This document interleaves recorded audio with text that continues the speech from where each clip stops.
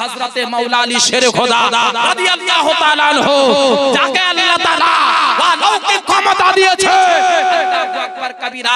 ইমাম হোসেন বলতে লাগলো যে জানো আমি কে, আমার নানা কে, আমি কার নামাসা, আমি কার নাতি। আল্লাহু আকবার কবীরা। ইমাম হোসেন বলে যে তোমরা যার কালমা পড়েছো, তোমরা যার কালমা পড়ে মুসলমান হয়েছো, তোমাদেরকে যে কোরআন এনে দিয়েছে, এই কুফাওয়ালারা, যার দৌলতে তোমরা নামাজ পেয়েছো, যার দৌলতে তোমরা কোরআন পেয়েছো, যার দৌলতে রোজা পেয়েছো, হজ পেয়েছো, আল্লাহ পেয়েছো, আমার নানা, আমি তার নওয়াসা। তোমরা কি দেখো নাই? ওগো তুমি দেখো নাই আমার নানা আমাকে কতটা ভালোবেসেছে? এই কথা যখন বলছে বাবা, কুফাওয়ালাদের মাথা কিন্তু আস্তে আস্তে নিচু হয়ে যাচ্ছে, তাদের কিন্তু দিল কিন্তু বাবা মোমের মতো গলতে লাগছে। আল্লাহু আকবার কবীরা। তারাও কিন্তু বাবা আস্তে আস্তে কিন্তু পস্তাচ্ছে, কিন্তু না। এইদিকে উবাইদুল্লাহ ইবনে জিয়াদ দেখছে যে আমি যদি এখন যদি এই কুফাওয়ালাদেরকে যদি না থামাই, তাহলে তারা এক এক করতে করতে তারা ইমাম হোসেনের পক্ষে হয়ে যাবে, তখন তো খেল বিগড়ে যাবে না। আল্লাহু আকবার কবীরা। ইমাম হোসেন পাক রাদিয়াল্লাহু তাআলা যখন মা এক এক করতে করতে যখন এভাবে বলতেছে, ইমাম হুসাইন যখন বলল মা, যখন বলেছে বাবা হযরত ইমাম হুসাইন আপনার যেন বক্তব্য শোনার পরে যেন ওইদিকে যেন বাবা সমস্ত আপনার কুফা নগরের মানুষদের যেন বাবা মন যেন আস্তে আস্তে গলতে লেগেছে।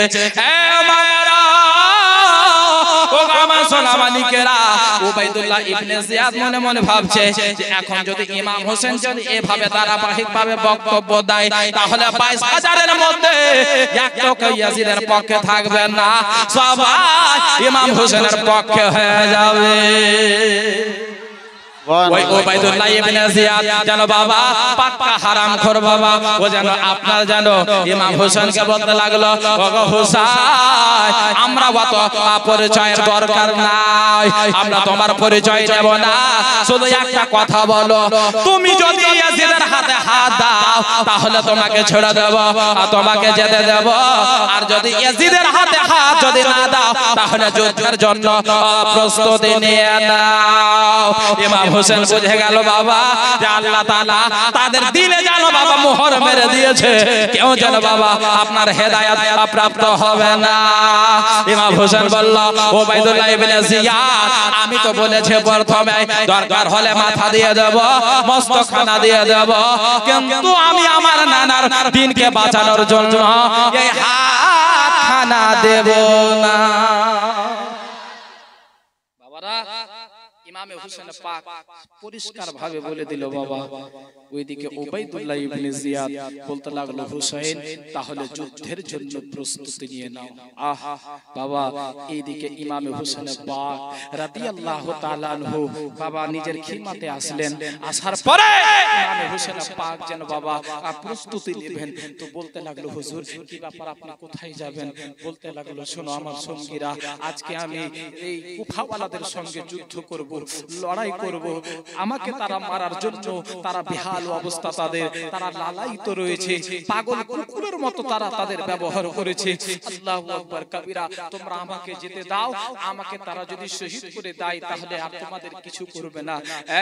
বেরাদার বন্ধুরা, আমার মা বোনেরা, আমার সোনামানিকেরা, ইমাম হোসেন রাদিয়াল্লাহু তাআলা আনহুর কথা শোনার পরে হযরতে হুর রাদিয়াল্লাহু তাআলা আনহু, যেই হুর বাবা 1000 সৈন্যর সঙ্গে এসেছিল ইমাম হোসেনকে গ্রেফতার করার জন্য, আল্লাহ যার কপালে যেটা লিখেছে বাবা, আল্লাহ যার কপালে যেটা লিখে দিয়েছে সেটাই হবে বেরাদার। বেরাদার, ইমাম হুসাইনের পক্ষ থেকে যেন বাবা হুর বলতে লাগলো, হুজুর গো আমি আপনার উপরে জুলুম করেছি, আপনাকে যদি আমি গ্রেফতার করে কারবালা পর্যন্ত না নিয়ে আসতাম তাহলে আপনাকে আমি যদি ছেড়ে দিতাম আপনি চলে যেতেন বাড়িতে। হুজুর গো কারবালার ময়দানে আপনাকে বাধ্য করেছি নামার জন্য, কিন্তু হুজুর আগে আপনাকে আমি ওই উবাইদুল্লাহ ইবনে জিয়াদের সৈন্যর সামনে যেতে দেব না। হুজুর ভয় লাগে আপনাকে সর্বপ্রথম আপনি আমায় অনুমতি খানা দেন হযরতে হুর রাদিয়াল্লাহু তাআলা আনহু যেন বাবা ইমাম হোসেনের কাছে যেন অনুমতি খানা দিলেন হযরতে হুর রাদিয়াল্লাহু তাআলা আনহু যেন বাবা এক পা দুই পা করতে করতে ঘোড়ার উপরে চেপে চলে গেলেন বাবা ওই আপনার নিজের সৈন্যদের কাছে বন্ধুরা আমার মা বোনেরা উবাইদুল্লাহ ইবনে জিয়াদের সৈন্যদের সঙ্গে লড়াই করবে হুর হযরতে হুর রাদিয়াল্লাহু তাআলা আনহু যেন ওই কারবালার ময়দানে শুক্রবারের দিনে 10ই মুহররমে হযরতে হুর যেন বাবা একেবারে বীর যোদ্ধার মতো দাঁড়িয়েছে উবাইদুল্লাহ ইবনে জিয়াদ এখনো সময় আছে তোমরা আমার নবীর নামাজকে চিনে নাও মা ফাতেমার কলেজার টুকরাকে চিনে নাও মাওলা আলী শের খোদার নয়নতারাকে চিনে নাও উবাইদুল্লাহ ইবনে জিয়াদ সামান্য টুকু টাকার জন্য তোমরা আমার নবীর নামাজের উপরে জুলম অত্যাচার করতেছো ওগো উবাইদুল্লাহ ইবনে জিয়াদ এখনো সময় আছে তোমরা সঠিক পথে চলে আসো তোমরা সঠিক পথে চলে আসো জাহান্নাম থেকে জান্নাতে চলে আসো উবাইদুল্লাহ ইবনে জিয়াদ বলে তোমার বাসন শোনার জন্য আসি নাই তুমি যদি যুদ্ধ করার জন্য এসে থাকো যুদ্ধ শুরু করো আল্লাহু আকবার কবিরা কিতাবের মধ্যে লেখা আছে মা হযরতে হুর যেন লড়াই করতে করতে হযরতে হুর রাদিয়াল্লাহু তাআলা আনহু সর্বপ্রথমে তিনি ইসলামের জন্য তিনি যেন বাবা শাহাদাত বরণ করলেন ইন্না লিল্লাহি ওয়া ইন্না ইলাইহি রাজিউন হযরত ইমামে হুসাইন রাদিয়াল্লাহু তাআলা আনহু দেখলেন যে হযরতে হুর শহীদ হয়ে গেল এক এক করতে করতে যাচ্ছে বাবা আর শহীদ হচ্ছে বেরাদার বন্ধুরা আমার মা বোনেরা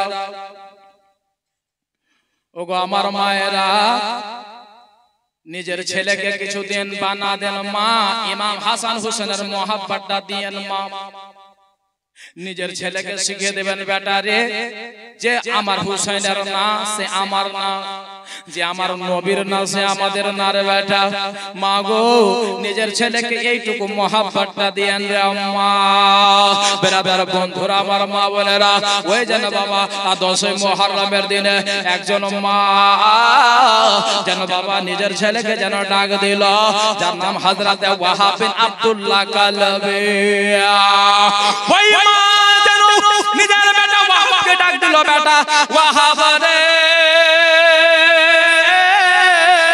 ওরে বেটা ওয়াহাব কোথায় আছিস বেটা আমার কাছে আয় আমার কাছে আয় বাবা মা বোনেরা ওই ওয়াহাব হযরতে ওয়াহাব বিন আব্দুল্লাহ কালবি বাবা বিয়ে করেছিল নতুন নতুন বিয়ে এখন পর্যন্ত বিয়ের যেন বাবা আপনার বেশি দিন হয়েছিল না মাত্র 17 দিন হয়েছিল বিয়ে আপনার হওয়া একেবারে নতুন বিয়ে হয়েছিল মা হযরতে যেন বাবা ওয়াহাবকে তার মা যেন ডাক দিল হযরতে ওয়াহাব বিন আব্দুল্লাহ কালবিকে ডাক দিল ওরে বেটা ওয়াহাব আয় বেটা আয় আমার কাছে আয় বলে আম্মা কিছু বলবে বলবে বেটা রে বলার জন্য তো তোকে ডাকলাম রে বেটা বলে বেটা রে আজকে আমার নবী মুস্তাফার নওয়াসা ইমাম হোসেন পাক রাদিয়াল্লাহু তাআলা আনহু ওই জালিমদের মুখে পড়েছে রে বেটা জালিমদের অত্যাচারে রয়েছে রে বেটা যার জন্য আমি তোকে একটা কথা বলবো আমার কথা মানবি বলে মা এটা কোনো কথা হলো তুমি বলবে তোমার কথা শুনবো না এটা হতে পারে না তবে বলে বেটা রে ওরে আমার কলেজার টুকরা আমি তোকে এই 10 মাস 10 দিন গর্ভে ধারণ করেছি রে বেটা ওরে আমার কলেজার টুকরা তোকে 10 মাস 10 দিন গর্ভে ধারণ করেছে বেটা রে তোকে দুনিয়াতে আসার পরে নিজের স্তন পান করিয়েছে রে বেটা ওরে আমার কলেজার টুকরা তুই যদি আমার দুধের ঋণ যদি শোধ করতে চাস রে বেটা তাহলে যা কারবালার ময়দানে যা কারবালার ময়দানে যাওয়ার পরে আমার ইমাম হোসেনের জন্য নিজের গর্দন খানা কাটিয়ে দে আল্লাহু আকবার কাবীরা। ওই যেন মা বলতে লাগলো বেটা রে আমার একটা ইচ্ছা আছে রে বেটা। বলে মা তোমার যত ইচ্ছা আছে সব ইচ্ছা পূর্ণ করব। কি ইচ্ছা গো মা? বলে বেটা রে আমার ইচ্ছা আছে আল্লাহর হাবিব প্রিয়তম রাসূল সাল্লাল্লাহু আলাইহি ওয়াসাল্লাম বলেছে যে কোন ব্যক্তি যদি আল্লাহর রাস্তায় যদি শহীদ হয়ে যায় ওই ব্যক্তিটা জান্নাতি হয়ে যায়। কাল কিয়ামতের দিনে আল্লাহ তাআলা ওই যে শহীদদেরকে ডাক দেবে আর শহীদদেরকে নাম ধরে ডাক দেবে, ওই শহীদদের মাদেরকে নাম ধরে ডাক দেবে। বেটা রে আমার মনে বড় বাসনা রে বেটা, তুই যেন কারবালার ময়দানে যাওয়ার পরে শহীদ হয়ে যাস, আমি যেন কাল কিয়ামতের দিনে আল্লাহ যেন আমাকে শহীদের মা বলে ডাকে। ওরে আমার কলেজার টুকরা, ওরে আমার লাল, তুই ছাড়া আমার কেউ নাই, একমাত্র তুই আমার কলেজার টুকরা, আমার বংশের প্রদীপ রে বেটা, যার জন্য আমি ওটা চিন্তা করি না, আমি নিজের জীবনকে আমি অতিবাহিত করে দেব।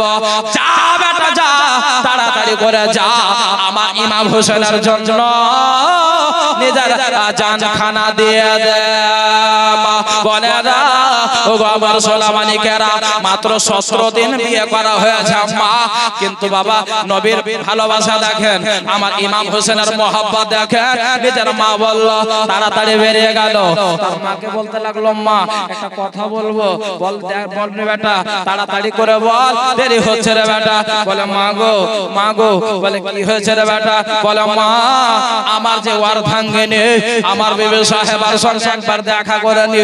বলে বেটা রে আজকে তুই তোর বিবির সঙ্গে দেখা করতে যাবি, তোর বিবির ময়াতে তুই যদি না যাস, বলে মা এটা কখনো হবে না, একবার শুধু আমি তার সঙ্গে দেখা করতে যাব।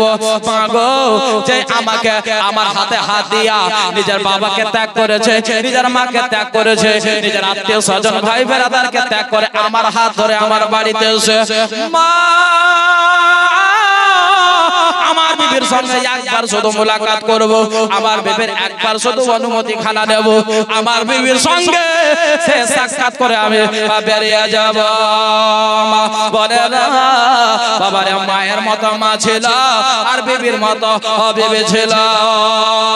ওই হযরতে ওয়াহাব বিন আব্দুল্লাহ কালবি জানা বাবা নিজের স্ত্রীর কাছে গেল, সালাম দিল, জবাব দিল বাবা, বলে ওগো আমার অর্ধাঙ্গিনী, আজকে আমার নবী মুস্তাফার নওয়াসা ইমাম হোসেন কারবালার ময়দানে যেন জালিমের মুখে অত্যাচারে রয়েছে। ওগো আমার বিবি সাহেবা, আজকে আমি কারবালার ময়দানে চলে যাব, জানি না আর তোমার সঙ্গে দেখা হবে কিনা। বাবারা বিবির মতো বিবি ছিল, ওই যেন বিবি যেন বলতে লাগলো প্রাণের স্বামী গো, ওগো আমার মাতার তাজ, একটা কথা বলবো, একটা আবদার ছিল, আবদার খানা যদি আপনি মানতেন। আল্লাহু আকবার কাবীরা। ওয়াহাব বিন আব্দুল্লাহ কালবি বলতে লাগলো বিবি রে এখন আমি যুদ্ধের ময়দানে যাব, তোমার আবদার কেমন করে মানবো, তোমার আবদার কেমন করে পূরণ করব? বলে স্বামী গো আমাকে কিছু লাগবে না, কিছু দরকার নাই, তুই একটু শোনেন। বলে জি বলো, বলো আমার অর্ধাঙ্গিনী, বলো বলে সাহেবা কি তোমার আবদার আছে? বলে স্বামী গো আজকে আপনি কারবালার ময়দানে যাচ্ছেন, ইমাম হোসেনের মহব্বতে আমি এটা ভালো করে জানি যুদ্ধের ময়দানে যাবেন, কিন্তু স্বামী গো আমার এইটুকু আবদার, কালকে আমাদের দিনে জানো আমি আল্লাহ রাব্বুল আলামিন যখন আমাকে ডাক দেবে, আমাকে জানো শহীদের বিবি বলে আল্লাহ যেন ডাক দেয়। সুবহানাল্লাহ। আমার প্রাণের স্বামী, এতটুকু আপনার কাছে আমার আবদার, আপনি যাবেন কারবালার ময়দানে, যতক্ষণ পর্যন্ত শহীদ হবেন না ততক্ষণ পর্যন্ত যেন আপনি ফিরে না আসেন। হায়রে মা বোনেরা, মায়ের মতো মা ছিল, বিবির মতো বিবি ছিল, ইমাম হোসেনের মহব্বতে যেন বেরিয়ে পড়লো, ঘোড়ার উপরে চেপেছে ইমাম হোসেনের দরবারে আসলেন, কদম বসি করলেন, চুম্বন দিলেন, সালাম দিলেন, অনুমতি নিলেন। অনুমতি নেওয়ার পরে হযরতে ওয়াহাব বিন আব্দুল্লাহকে ইমাম হোসেন শেষবারের মতো বিদায় দিয়ে দিলেন, যাও বাবু যাও, ইয়াজিদের সৈন্য বাহিনীর সঙ্গে যুদ্ধ করার জন্য চলে যাও। ওই বয়স্ক মা যেন বাবা খিমার মধ্য থেকে জানো আপনার যেন দরজার কাপড় সরিয়ে যেন দেখছে, আবার কলেজার টুকরা যেন কারবালার ময়দানে যাচ্ছে, ওই 22,000 সৈন্যদের মাঝে যেন যুদ্ধ করার জন্য যাচ্ছে। আল্লাহু আকবার কাবীরা। ওই মা যেন বাবা মুসাল্লাখানা বিছিয়ে দিয়েছে, ওই মা দোয়া করছে, আল্লাহ আবার একটা মাত্র কলেজার টুকরা আমার লাল, আল্লাহ তাকে এত কষ্ট করে মানুষ করেছি, আল্লাহ আজকে আমার ছেলে কারবালার ময়দানে গেল, আল্লাহ গো আমার ছেলে যতক্ষণ পর্যন্ত শহীদ না হবে, আল্লাহ আমার ছেলে যেন আমার কোলে না ফিরে আসে। হায়রে মা যেন বাবা দোয়া করতে আছে, ওইদিকে ওয়াহাব বিন আব্দুল্লাহ কালবি গেলেন যুদ্ধের ময়দানে।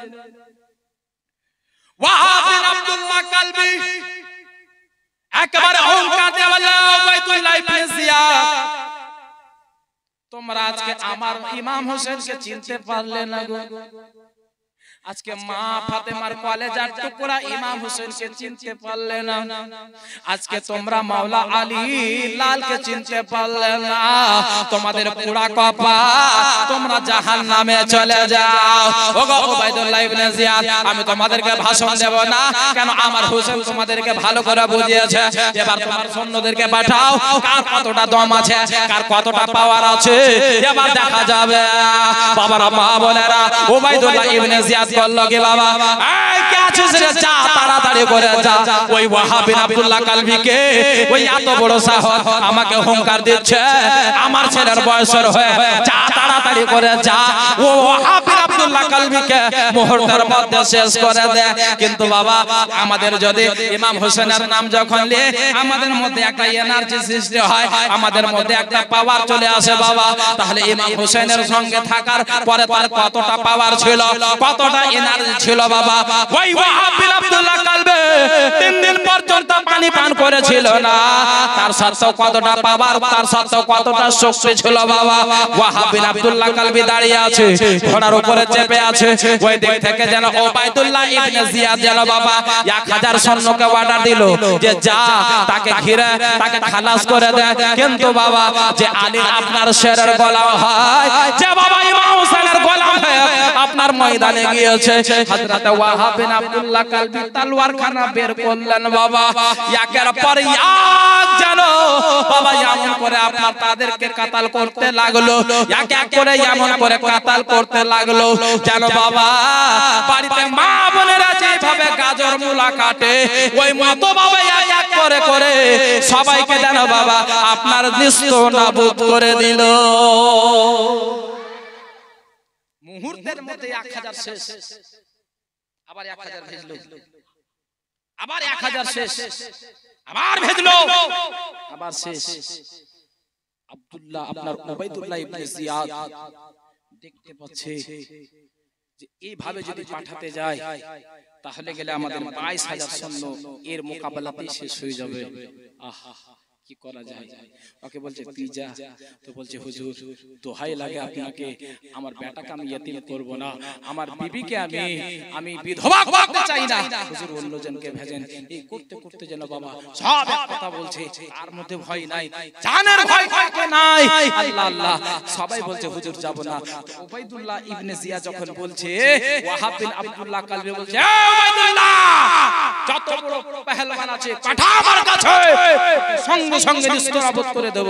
কেউ কিন্তু আসতে চাই না বাবা। এইদিকে বাবা হযরতে ওয়াহাব বিন আব্দুল্লাহ কালবির মা মুসাল্লা বিছিয়ে কেঁদে কেঁদে দোয়া করছে, আল্লাহ আমার ছেলে যতক্ষণ পর্যন্ত শহীদ না হয়েছে, আমার বেটা যেন আমার কোলে না ফিরে আসে। এইদিকে জানো বাবা ওয়াহাব বিন আব্দুল্লাহ কালবি বলতে লাগলো, ও উবাইদুল্লাহ ইবনে জিয়াদ তোমার সৈন্যদেরকে তুমি তৈরি করো, এই মুহূর্তের মধ্যে একবার যাই আমার জননী মায়ের একবার চেহারাখানা দেখে আসে, আমার মাকে শেষবারের মতো দেখে আসি। হায়রে মা হযরতে ওয়াহাব বিন আব্দুল্লাহ কালবি যেন মা আপনার যেন ঘোড়ার আপনার লাগামখানাকে ঘুরিয়ে খেমার দিকে চলে গেলেন না, আপনার ওয়াহাব বিন আব্দুল্লাহ কালবির মা যেন বাবা মুসাল্লা বিছিয়ে খেমার মধ্যে যেন আল্লাহর দরবারে যেন হাতখানা তুলে আছে। এইদিকে ওয়াহাব বিন আব্দুল্লাহ কালবি যেন ডাক দিচ্ছে মা। যখন এভাবে মা বলেছে বাবা দোয়া শেষ করে বাইরে এসে দেখছে কি ব্যাপার, হ্যাঁ বেটা আমি তো তোকে বলেছিলাম যে শহীদ না হলে ঘুরে আসবি না, শহীদ না হলে আমার কোলে ফিরে আসবি না, তবে তুমি কেন ফিরে আসছো রে বেটা? ভয় লেগেছে, ভয় পেয়েছো? বলে মা, খোদার কসম করে বলে মা, তোমার কলেজার টুকরা তোমার দুধ পান করেছে মা, আমি ইমাম হোসেনের গলা আমার মধ্যে ভয় ঢুকলে মা, এটার জন্য তোমার কাছে এসে আমি ওই ওবাইদুল্লাহ ইবনে জিয়াদের সৈন্যরা ভয়তে আসছিল না, যার জন্য আমি ওবাইদুল্লাহ ইবনে জিয়াদকে বললাম, ওগো ওবাইদুল্লাহ ইবনে জিয়াদ তোমার সৈন্যদেরকে তৈরি করো, এই মুহূর্তে আমার মায়ের শেষবারের চেহারা দেখে আসে, মা গো তোমার না শেষবারের মতো তোমার চেহারার দর্শন করতে আসে। আমার আল্লাহ তাআলা বলেছে, আমার নবী জানিয়েছে, ও দুনিয়াওয়ালা তোমরা যদি তোমার মায়ের দিকে একবার যদি মুচকি হাসি মেরে তাকাও, আল্লাহ তাআলা তোমাদেরকে কবুল হজ কবুল উমরার সওয়াব দান করবে। সুবহানাল্লাহ সুবহানাল্লাহ।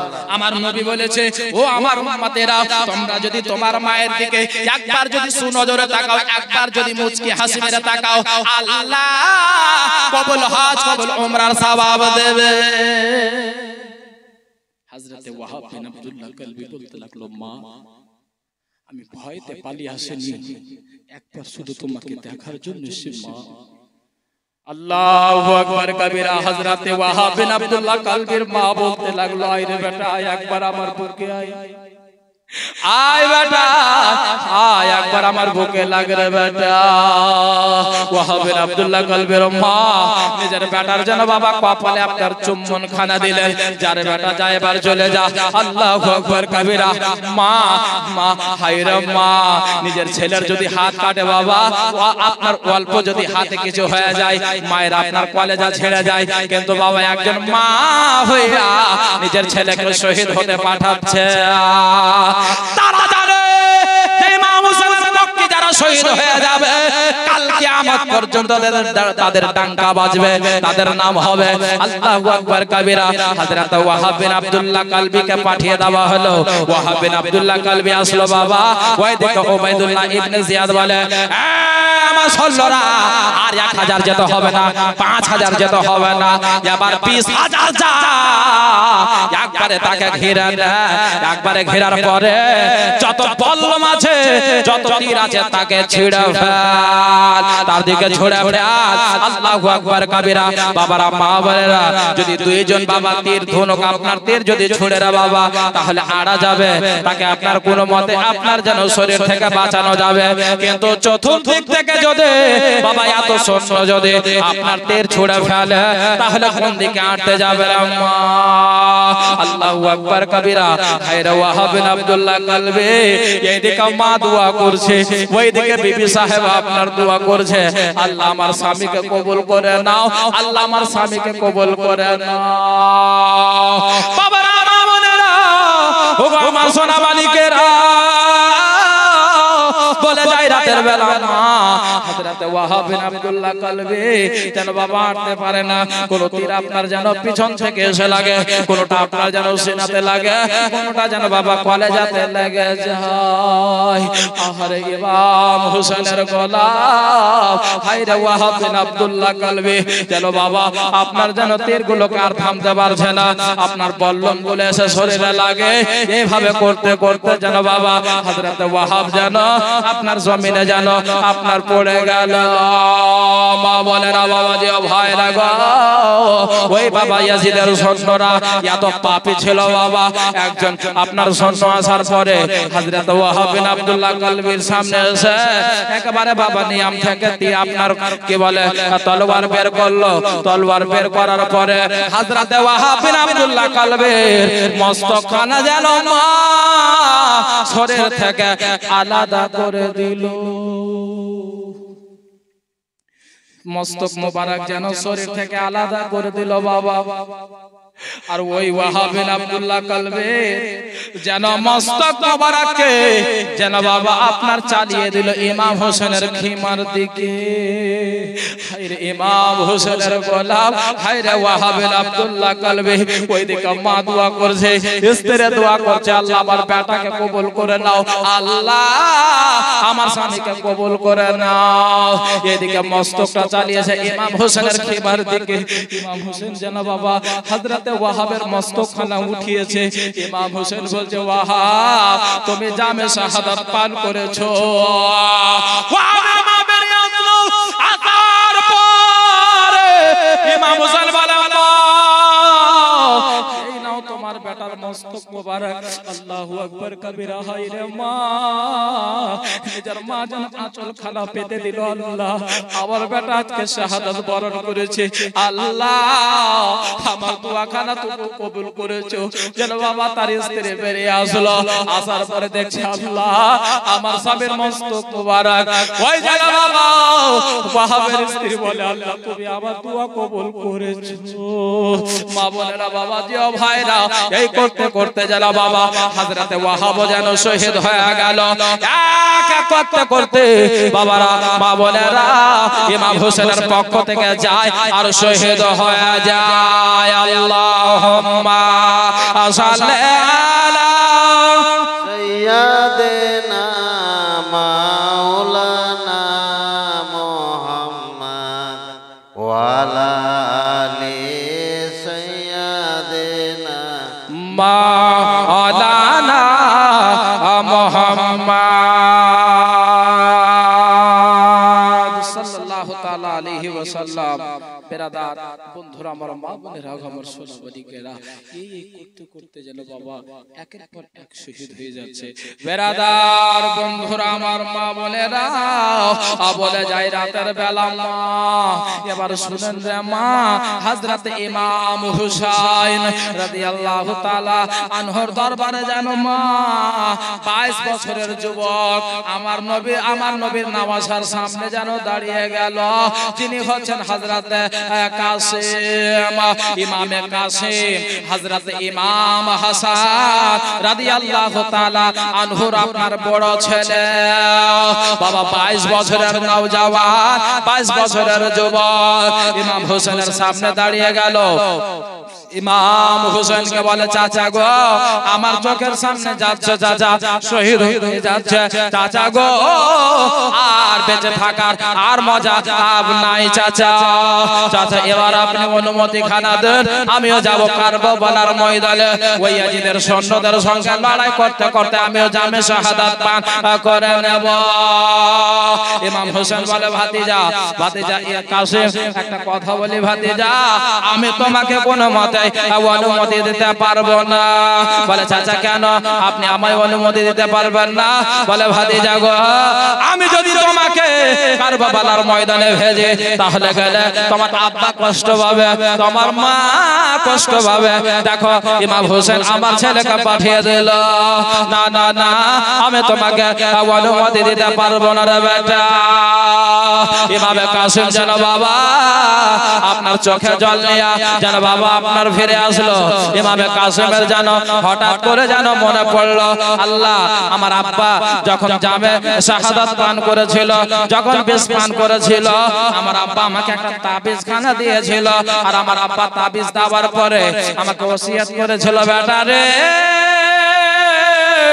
ওরে আমার কলেজার টুকরা, ওরে আমার লাল, যখন মুসিবতের সময় আসবে বেটা, যখন মুসিবতের ঘাড়ি আসবে তখন ওই তাবিজখানা খুলে পড়বে বেটা, তোমার মুসিবত দূর হয়ে যাবে।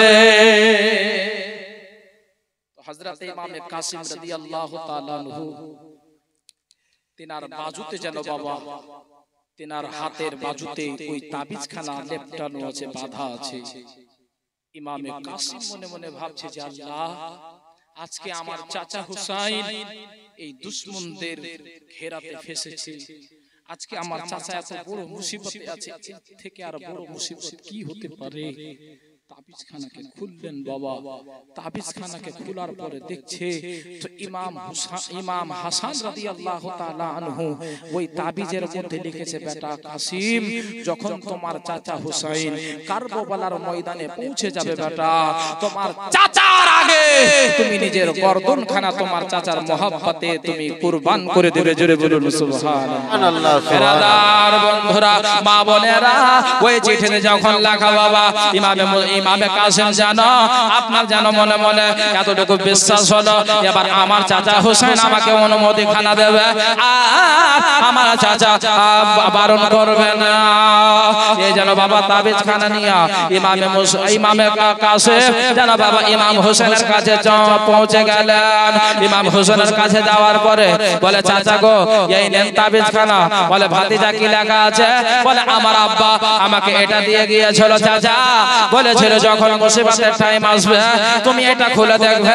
তোমার মুসিবত পার হয়ে যাবে চাচা গো এই নেন ইমাম হোসেন দেখতে পাচ্ছে যে লেখা আছে ভাই হোসেন যখন কারবালার ময়দানে পৌঁছে যাবে ভাই আমার বেটাকে তোমার লিস্টে শামিল করিও ভাই আমার বেটাকে তুমি তোমার যাবার আগে তুমি পাঠাও যুদ্ধের ময়দানে বাবারা মা বলে না ইমাম হোসেন যেন বাধ্য